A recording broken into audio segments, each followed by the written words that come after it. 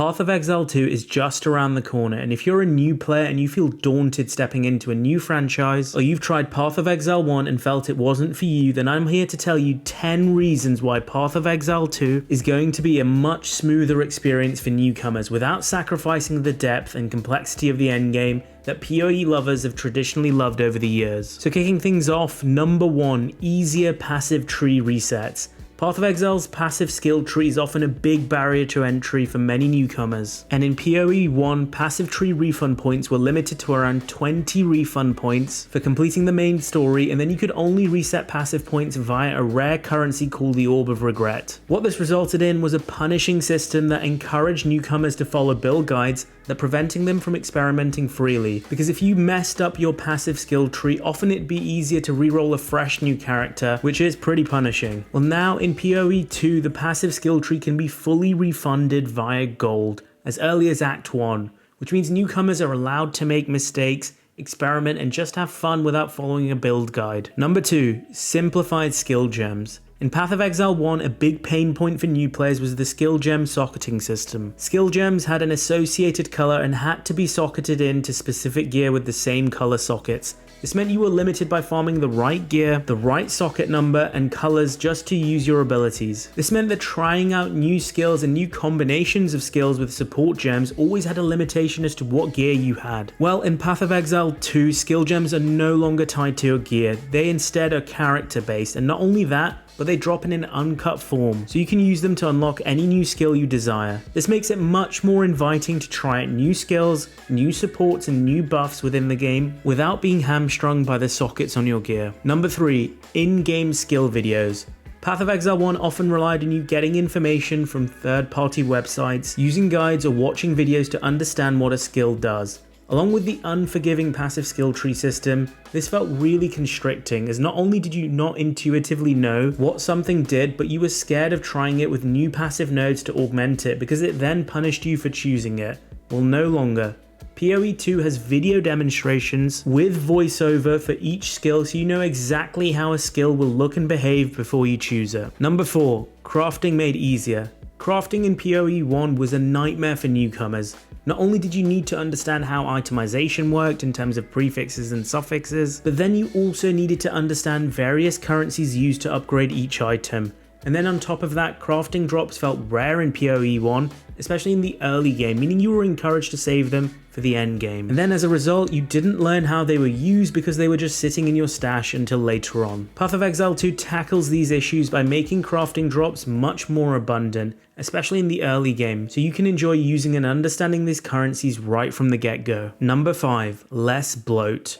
No, this isn't my indigestion we're talking about 10 plus years of systems which are present in Path of Exile 1, not all of which you need to interact with, especially as a newcomer. These systems were introduced slowly via leagues and patches over time in PoE 1, but if you pick up PoE 1 today, you're going to experience nearly all of these league mechanics, mostly in a lesser form through your journey straight away. Some mechanics can be straightforward, but some are complex, so whilst playing the campaign, it can be confusing which of these mechanics you want to engage with. In Path of Exile 2, every newcomer has the advantage of starting afresh, alongside with veterans of the franchise. There's less systems to learn from the onset, so I honestly do feel that will help with the mental burden many new players feel when initially starting out, so they can focus on the core mechanics of the game. Number 6, passive tree improvements.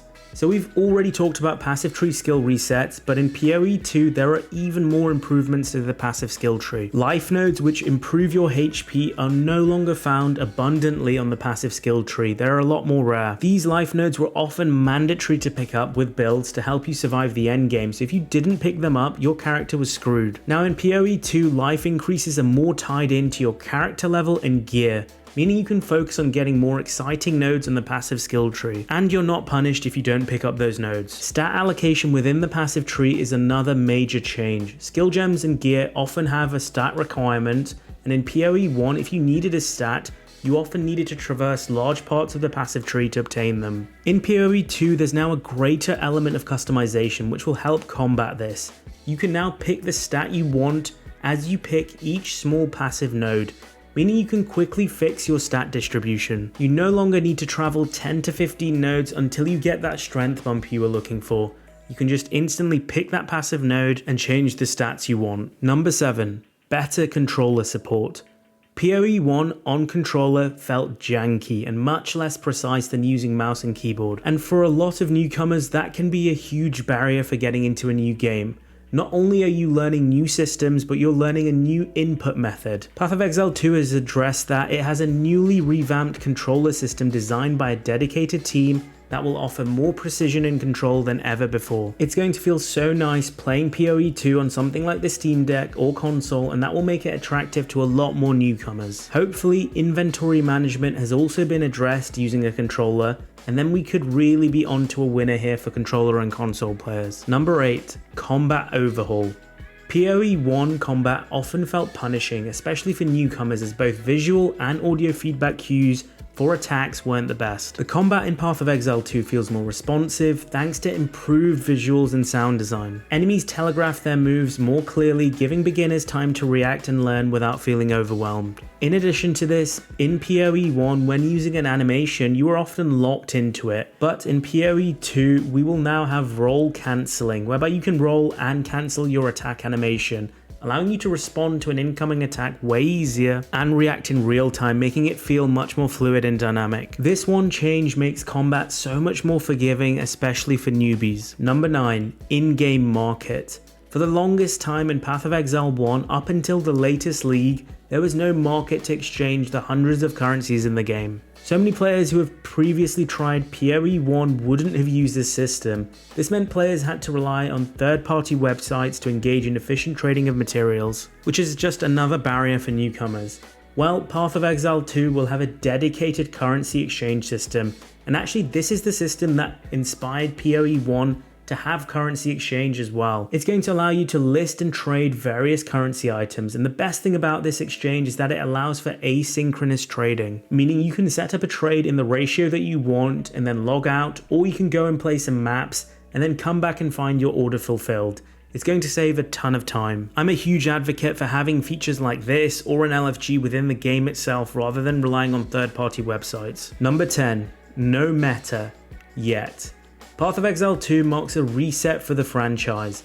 Everyone starts from ground zero and you'll be on the path of discovery, on the same even footing as everyone else, whether you're a newbie or a veteran of the game. Knowing that there isn't a meta or the best build that you have to follow to be optimal is a truly freeing experience for many gamers. In PoE 1, along with all the punishing features we've discussed before, knowing there was a more optimal version of my build out there always felt like a sword hanging over my head. I'd just be tempted to Google or YouTube a better version of what I was doing. But now with PoE 2, just playing what I find intuitive or interesting without feeling like I'm missing out on a more superior playstyle is going to be so liberating, and therefore I cannot recommend enough getting into a game at the ground floor when everyone is a relative newbie. I find that's often the biggest mental barrier to overcome when starting a game that's been out for many years. So I hope that's been a good summary to convince you to take that leap of faith and commit to trying Path of Exile 2, whether you're a new player to the franchise or you're someone who was turned off by Path of Exile 1 in the past. With its many beginner-friendly streamlined changes, now is the best time to jump into the world of Path of Exile. If you found what I talked about today useful, remember to smash the like button and subscribe to the channel for more Path of Exile content as we approach the launch of the game. I'm Mr. On It, and that's it for today. Peace out, guys.